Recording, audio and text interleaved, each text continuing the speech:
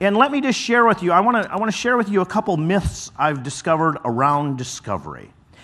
Myth number one around discovery is that numbers tell the story.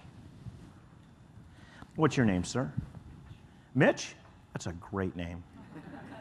Unless you're in grade school and they learn to rhyme. Now, you've been there. Yeah. Problem is, my brother's 46, and he still acts like he's in grade school.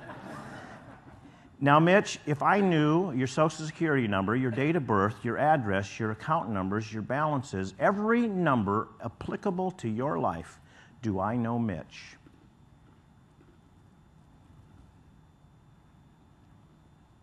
It's a myth.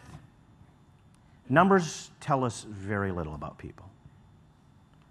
There's a story behind every number.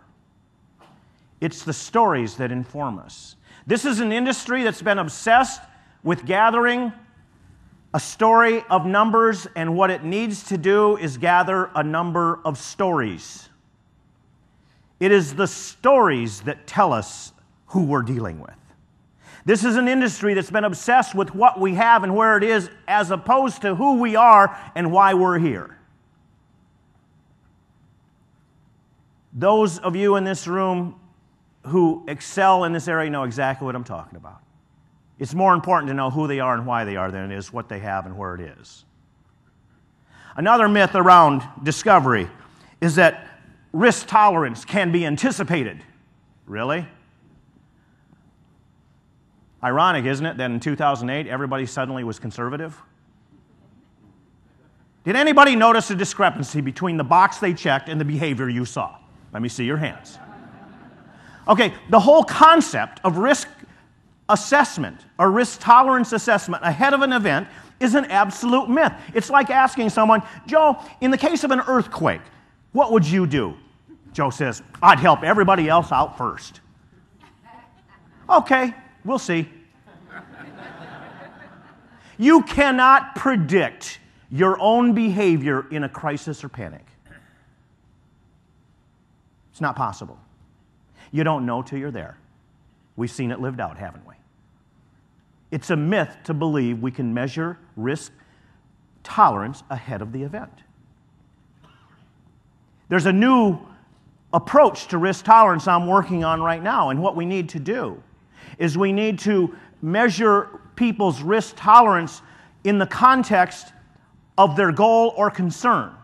So if this, and that means we need to separate their money into separate buckets. So we need to say, so this money here is your survival money in retirement. How much risk are you willing to take with that? Now this money here is set aside for you maybe to have a place to go in the wintertime. How much risk are you willing to take with that? This money here is your kid's inheritance money someday should you have anything left. How much risk are you willing? You see, when you separate it by the goal it's attached to, people get a more realistic idea of how much risk they're willing to take. But what we've done is thrown all the money in one bucket and said, check the box.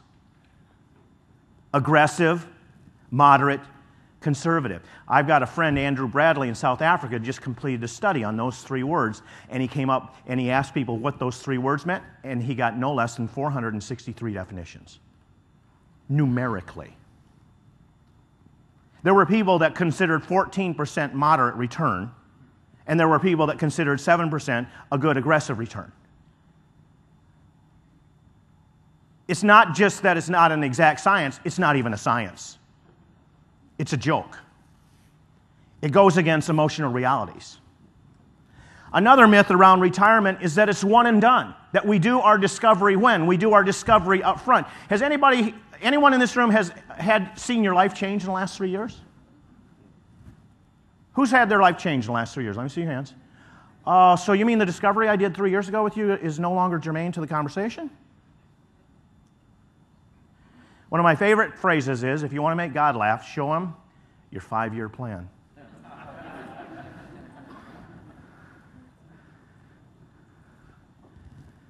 Discovery is an ongoing process. We continue to discover. I'll challenge you today to go back to clients that you believe, your top 5 clients that you believe you know the best, with questions that I'm going to prescribe today, and see if you don't learn something really significant about that client that you thought you knew everything about?